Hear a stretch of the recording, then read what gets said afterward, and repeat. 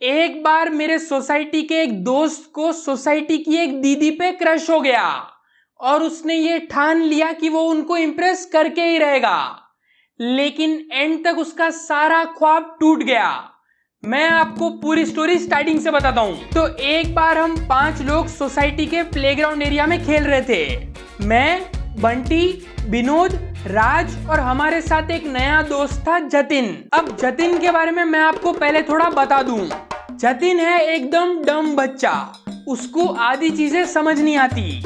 जो चीजें हम सोचते ना कि ये नहीं करना चाहिए, वो जतिन सबसे पहले करता है और बिना सोचे समझे करता है। जैसे एक बार रात को वो टेलीशॉपिंग वाले एड्स देख रहा था और उसमें वो लोग अनब्रेकेबल मग बेच रहे थे सिर्फ 299 रुपए में। अब हम नॉर्मल लोग तो ये फालतू की एड्स पे बिलीव नहीं करते, लेकिन जतिन को लगा कि शायद साइंस ने कोई नई तरक्की की है जिसके बारे में मुझे पता नहीं है, तो उसने वो मग खरीद लिया। फिर हमारे पास आके हमको वो मग दिखाता है और बोलता है, देखो मैंने अनब्रेकेबल मग खरीदा, स्टॉक में सिर्फ एक ही अवेलेबल था, तो सिर्फ मेरे पास ही है ये। तो हमने उसको समझाने की ट्राई की कि भाई ऐसा कुछ नहीं होता, अनब्रेकेबल वगैरह ऐसा कुछ नहीं है ऐसा।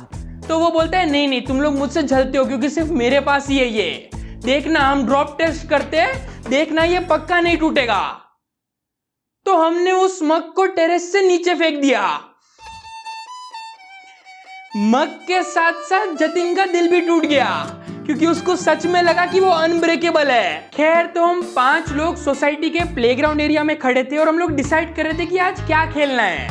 इतने में वहां पे एक दीदी आते हैं और वो हमसे पहले हाय हेलो करते हैं। उसके बाद वो दीदी हमसे ना पता नहीं कुछ इंक्वायरी करने लगते हैं। वो हमको नाम पूछते हैं, सबका, सबकी एज पूछते हैं, हमारे बारे में पूछते हैं, तुम लोग यहाँ सोसाइटी में रहते हो, कहाँ रहते हो, तुम लोग ट्यूशन जाते हो, कहाँ जाते हो। तो मुझे थोड़ा सस्पिशियस लगा कि ऐसे क्यों, ऐसे स्पेसिफिक डिटेल्स क्यों मांग रही है। लेकिन हमारे ग्रुप में जो नया डम बच्चा था जतिन, वो उनको सारी डिटेल्स दे रहा था कि हम ये विंग में रहते हैं, ये बंदा ये विंग में रहता है, ये बंदा ये विंग में रहता है, सबके बारे में बोल रहा है। हमने उस दीदी से उनका नाम पूछा तो उन्होंने बोला उनका नाम है श्रेया। फिर ये कॉन्वर्सेशन के बाद वो हमको चॉकलेट देती है और चॉकलेट देके चली जाती है। तभी वहां पे ना साइड में एक सोसाइटी के अंकल खड़े थे, नरेश अंकल। नरेश अंकल हमको बुलाते हैं कि बच्चों इधर आओ। हम उनके पास जाते हैं। नरेश अंकल बोलते हैं, कौन थी वो? तो साइड से विनोद बोलता है, अंकल आप शादीशुदा हो, आपकी वाइफ को बताओ आप प्लेग्राउंड में आके ये सब कर रहे हो। नरेश अंकल बोलते हैं, ए चुप, ऐसा कुछ नहीं है, मैंने तुमको सलाह देने के लिए बुलाया है कि ऐसे अनजान लोगों से बात नहीं करते, और ऐसे कोई अनजान आदमी तुमको चॉकलेट दे तो नहीं लेनी चाहिए, फेंक दो फेंक दो। तो विनोद उनके सामने चॉकलेट का रैपर खोलता है, चॉकलेट खाता है और फिर अंकल को बोलता है, अंकल अब अगर मुझे कुछ हुआ तो आपकी जिम्मेदारी। नरेश अंकल बोल रहे, क्यों बुलाया मैंने इन शैतानों को, मैं अच्छी अपनी जिंदगी जी रहा था। अब बाकी के हम सब लोग ना विनोद को देख रहे हैं, विनोद को ऑब्जर्व कर रहे हैं कि अगर इसको चॉकलेट खाने के बाद कुछ हुआ नहीं तो हम चॉकलेट खा सकते हैं। कुछ देर तक हमने वेट की, उसको कुछ नहीं हुआ तो हम लोग चॉकलेट खा गए। अब थोड़ी देर बाद नरेश अंकल हमको वापस से समझाते हैं कि देखो बच्चों, ऐसे कोई चॉकलेट दे तो मैं सच बोल रहा हूँ नहीं लेनी चाहिए। आजकल ना आसपास किडनैपिंग के किस्से बहुत फैल रहे हैं और वो लोग ऐसे चॉकलेट जैसी चीजों में नशीली दवाई मिला देते हैं और तुमको बेहोश करके किडनैप कर लेते हैं। मेरा काम था तुमको बताना, अब अगर तुमको कुछ हुआ तो मेरी जिम्मेदारी नहीं है। नरेश अंकल ये बोल के बस जाने ही वाले थे कि विनोद ने अपनी छाती पकड़ ली। विनोद बोलता है, मुझे कुछ हो रहा है, मेरे को छाती में दुख रहा है, मेरे पेट में भी थोड़ा थोड़ा गुड़गुड़ हो रहा है। साइड में राज पैनिक करने लगता है। राज बोलता है, चॉकलेट की वजह से हुआ है, पक्का चॉकलेट की वजह से हुआ है, सब लोग अपने मुंह में उंगली डाल के उल्टी करो। साइड से बंटी बोलता है, हमको किसी डॉक्टर के पास जाना चाहिए, हॉस्पिटल चलते हैं जल्दी, अभी भी टाइम है। साइड में जतिन बोल रहा है, नहीं नहीं श्रेया जी ऐसा नहीं कर सकती, पक्का ये चॉकलेट एक्सपायर होगी और उनको नहीं पता होगा और उन्होंने हमको गलती से दे दी होगी। नरेश अंकल बोल रहे हैं, मैंने तो पहले ही बोला था चॉकलेट में दवाई मिला के दे देते हैं, मत खाओ मत खाओ मत खाओ, मेरी सुनता कौन है। और मैं सोच रहा हूँ कि ये सब में मैं एक ही समझदार हूँ क्या, क्योंकि मेरे को दिख रहा है ये विनोद मस्ती कर रहा है भाई, फालतू में नाटक कर रहा है विनोद, और उस नाटक में वो नीचे गिर गया। और साइड में फिर राज बोलता है, विनोद नीचे गिर गया, मतलब विनोद के 5 मिनट बाद हमने खाया था, तो अपने पास और 5 मिनट है, जल्दी हॉस्पिटल चलते हैं। अंकल अंकल आप अपनी गाड़ी में हम सबको हॉस्पिटल लेके चलो। तो नरेश अंकल बोलते हैं मैं इन्वॉल्व, मैंने मना किया तो तुम लोग को, मैं जिम्मेदारी नहीं ले रहा हूं इसमें। साइड में बंटी बोल रहा है हाँ यार मुझे भी पेट में कुछ कुछ हो रहा है। और जतिन अभी भी एक्सपायरी डेट चेक कर रहा है कि श्रेया जी ऐसा नहीं कर सकती। मैंने अपना सर पकड़ लिया, मैंने बोला, मैंने लात मारी विनोद को कि ए सच बोल भाई, मस्ती कर रहा है, दिख रहा है तू। और विनोद हंस रहा है वहां पे। ये सब देख के अंकल ने सच में अपनी छाती पकड़ ली। मैंने बोला अंकल अगर अब आपको कुछ हुआ तो हमारी जिम्मेदारी नहीं है। अंकल विनोद को देख के बहुत गुस्से में बोल रहे कि ऐसा कोई करता है क्या, कोई ऐसा कोई डरा, ऐसा कोई मस्ती करता है कोई, मैं तुम्हारी मम्मी से कंप्लेन करूंगा। ये कहाँ है मेरा अस्थमा का पंप का है, और ये बोल के घर पे भाग गए वो। उसके बाद रात को हम लोग उस प्लेग्राउंड वाले एरिया में ही एक जगह पे बास्केटबॉल कोर्ट था, वहां पे हम लोग फुटबॉल खेल रहे थे और हमारे साथ सुरेश भैया भी थे। फुटबॉल खेलने के बाद थक के हम लोग वहां पे नीचे बैठ गए। तभी जतिन सुरेश भैया को पूछता है अगर किसी लड़की को इम्प्रेस करना है तो कैसे करे। अब पहले तो सुरेश भैया उसको देखते और उसको चिढ़ाने लगते कि हाँ स्कूल में कोई पसंद आ गई है, और हम लोग सब एक दूसरे को देख रहे हैं कि हाँ भाई छुपा रुस्तम निकला ये, हमको भी नहीं पता है इसने कुछ, हमको आइडिया ही नहीं था ऐसा कुछ है इसका। और मैं थोड़ा ज्यादा ऑफेंड हो गया कि अगर एडवाइस चाहिए थी तो मैं तुमसे बड़ा हूं, मुझसे मांग सकते थे ना एडवाइस, मेरे में क्या कमी थी। ठीक है गर्लफ्रेंड की कमी थी बट एडवाइस तो दे ही सकता हूं ना मैं। सुरेश भैया उसको बहुत जेन्युइन एडवाइस दे रहे हैं कि अभी तुम छोटे हो, अभी ये सब इम्प्रेस मत सोचो, अभी जस्ट नॉर्मल दोस्ती करो, जस्ट बी योर सेल्फ। फिर ये बोल के सुरेश भैया हमको बोलते हैं कि चलो मैं निकलता हूँ मुझे काम है, और ये बोल के वो चले गए। अब सुरेश भैया के जाने के बाद हम सब लोग जतिन पे चढ़ गए कि हाँ जतिन कौन है बताना, कौन है। तो जतिन बोलता है शर्माते हुए बोल रहा है श्रेया जी।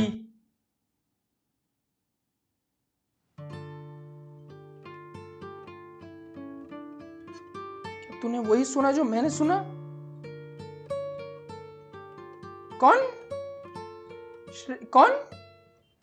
श्रेया जी?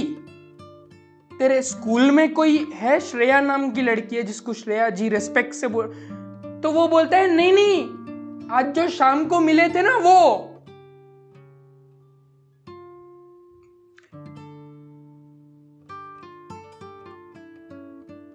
मैंने बोला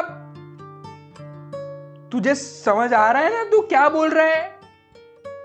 हाँ मैं, विनोद, राज, हम तीनों का ड्रामेटिक पॉज आया और हम लोग शॉक्ड, हम लोग एक दूसरे को देख रहे हैं। बंटी ने उसको गले लगा लिया, गो फॉर इट ये। अरे मैंने उसको पकड़ के खींचा, इधर बैठ, पीछे आ तू, क्या गो फॉर इट? मैंने उसको पूछा तुझे पता है ना तू क्या बोल रहा है, जानता है ना उनको, देखा ना तूने? तो बोलता है हाँ। मैं बोला तू इतना डम तो नहीं हो सकता, मैं फिर भी तेरे को पूछता हूं, तुझे पता है ना उनकी एज क्या है? तो वो बोलता है age is just a number. मैंने बोला एज गैप नहीं, जनरेशन गैप है तुम दोनों के बीच, generation gap, just a number नहीं होता इधर, तुम नहीं, ऐसा नहीं चलता है। मैंने अपने आप को थोड़ा शांत किया और मैंने बोला मैं इसको समझाता हूं। तो मैंने बोला जतिन सुन, समझ, वो ना बड़े हैं। तो जतिन बोलता है हाँ मैं समझता हूं वो बड़े हैं, लेकिन मैं भी तो बड़ा होऊंगा ना, तब तक वो वेट कर लेंगे। क्यों करेंगे तेरी वेट? कौन है तू? तेरी वेट क्यों करने वाले वो? मैंने बोला भाई वो बड़े हैं, वो अपने एज का कोई ढूंढेंगे ना, जब तक तू बड़ा होगा उनकी शादी हो गई होगी। तो जतिन बोलता है मेरे होते हुए उनकी शादी किसी और से क्यों होगी? मैंने बोला तू क्या डिल्यूजन में चला गया?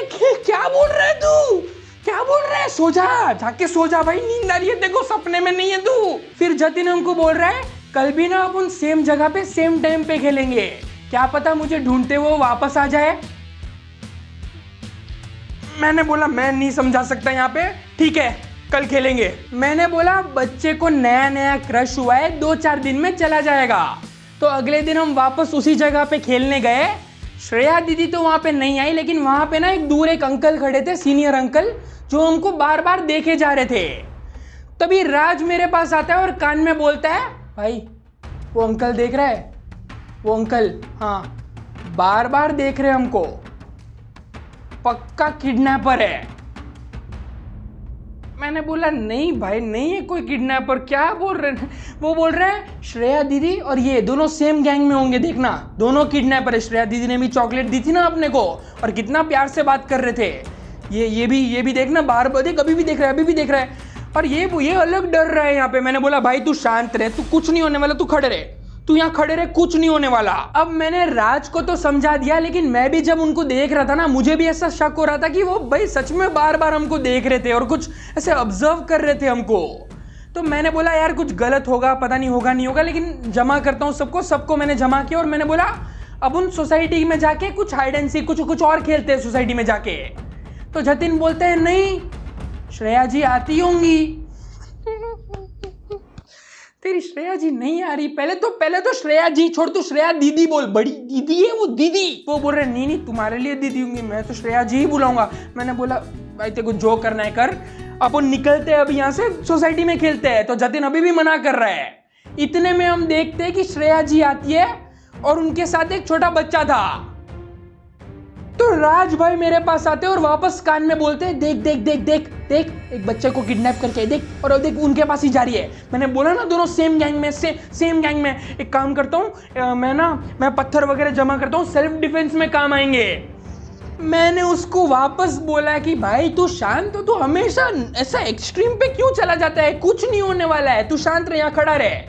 तो वो ना थोड़ा पीछे जाके खड़ा रह गया। राज बोलता है अगर कुछ हुआ तो मैं भाग जाऊंगा, मेरी जिम्मेदारी नहीं। और ये सुन के बंटी भी पीछे चले जाता है और बंटी बोलता है मैं भी पीछे जा रहा हूँ, सेफ्टी फर्स्ट। फिर वो दीदी हमारे पास आते उस बच्चे के साथ और हमको बोलते कि ये मेरा कजन है चिराग, हम लोग इस सोसाइटी में नए नए आए हैं और चिराग का यहाँ पे कोई दोस्त नहीं है, इसलिए मैं सोच रही थी कि अगर ये तुम्हारे साथ खेलेगा, तुम्हारे साथ दोस्ती करेगा तो उसको यहाँ पे फ्रेंड्स ग्रुप मिल जाएगा। बेसिकली कल जो वो इंक्वायरी कर रहे थे वो इसलिए कर रहे थे, कोई किडनैपिंग विडनैपिंग कुछ नहीं थी, मेरे ही ग्रुप में सारे ड्रामा क्वींस भर के रखे हैं। अब इसके बाद तो जतिन ने अपने आप को 90s की बॉलीवुड मूवी का हीरो समझ लिया, अपने आप को शाहरुख खान समझने लगा वो। एक हफ्ते बाद मेरे को वो सोसाइटी में मिला और मैं देख रहा हूँ कि वो रोमांटिक गाने गा रहा है। पहली नजर में कैसा जादू कर दिया, पहला नशा, पहला कुमार, पहला पहला प्यार है। रोमांटिक गानों की प्लेलिस्ट बना ली उसने। मैंने उसको पूछा भाई तू रोमांटिक गाने क्यों सुन रहा है, तो मुझे बोलता है पगले तू नहीं समझेगा, नहीं समझेगा, तू नहीं समझेगा। मैं उसको वहां पे बोलना चाहता था कि भाई ये पहला पहला क्रश है, ये नहीं चलने वाला ज्यादा, ये टूटने वाला है।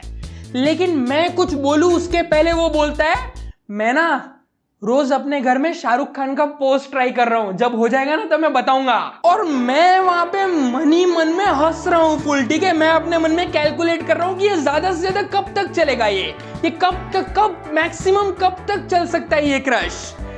तभी जतिन मेरे को पूछता है वैसे सुन ये डेस्टिनेशन वेडिंग का क्या कॉस्ट होता है।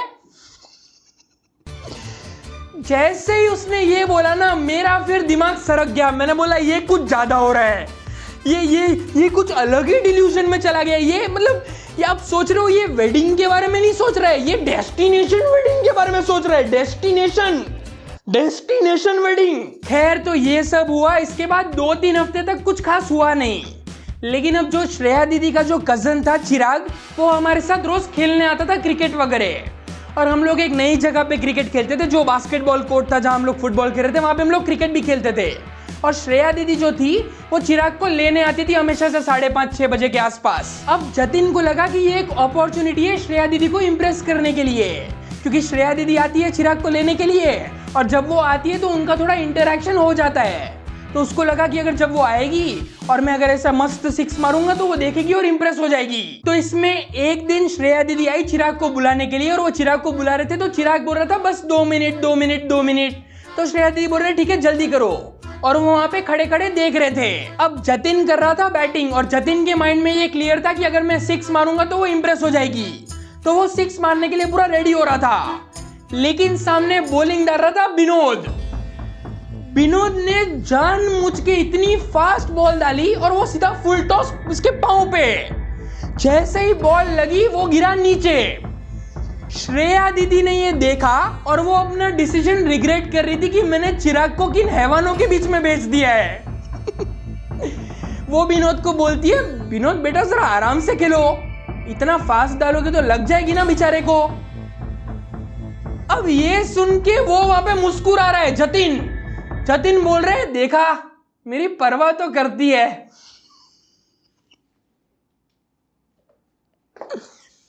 इसको डिल्यूजन से कोई बाहर नहीं निकाल सकता। फिर एक दिन हम लोग सोसाइटी में ऐसे ही खड़े थे और बातें कर रहे थे, तभी श्रेया दीदी वहां पे आती है और उनके हाथ में 6 शॉपिंग बैग थे। अब ये देख के जतिन को वापस एक अपॉर्चुनिटी दिखी। उसको लगा कि अगर मैं ये बैग उठा के ऊपर उनको लेके जाऊंगा, उनकी हेल्प करूंगा, तो उनको लगेगा कि देखो कितना स्ट्रांग है जतिन, कितना पावरफुल है, कितना हेल्पिंग नेचर का है। तो वो गया हेल्प करने के लिए। हालत टाइट हो गई उसकी।